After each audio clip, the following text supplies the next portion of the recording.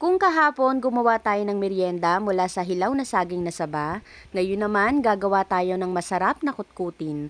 At alam ko familiar na kayo dito ang banana chips. At isa rin ito sa paborito ng aking boyfriend, kaya naisipan ko na ipagluto siya nito. Gusto mo rin ba? Tara, luto tayo.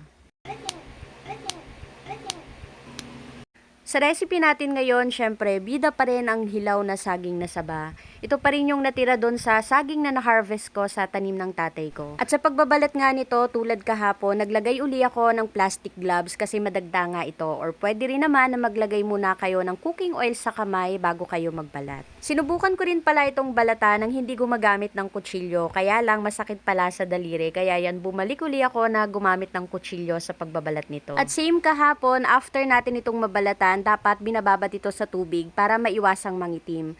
Then after nyan, hugasan na rin natin ito ng mabuti bago hiwain. After natin itong mahugasan, hihiwain naman na natin ito. Kung meron kayo yung slicer, much better para maging pantay yung pagkakahiwa ng banana chips. Pero kung wala naman, pwede na mano-mano at gumamit kayo nga ng kutsilyo. Yung ganito kakapal ng hiwa sa saging ay okay na po. At pagkatapos kong mahiwa lahat ng saging, hinugasan ko lang uli yan para masigurado na wala na talagang dagta. Then sa isang mixing bowl, magmix lang tayo ng water, vinegar at white sugar. Haluin lang natin ito ng mabuti hanggang sa matunaw na yung asukal. Lagay ko na rin pala sa strainer yung saging na saba para matanggal talaga yung mga excess na water. At bago ko nga ito iprito, nilalagay ko pa dito sa paper towel para talaga matanggal nga yung tubig at masigurado na tuyo ito.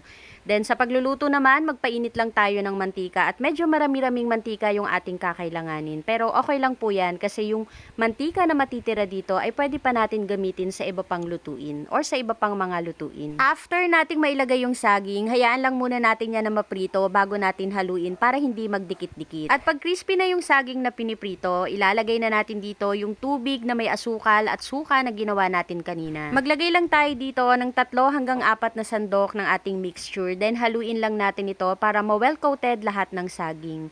At ang purpose pala nung suka para mas maging crispy at hindi kaagad masira yung gagawin nating banana chips. At pag ganito na nga yung kulay ng ating nilulutong banana chips, okay na po yan. Ahunin na natin sa kalan. At ganun lang kadali, ready to serve na ang ating masarap na kutkutin na banana chips. Gusto mo rin ba? Tara, kain tayo.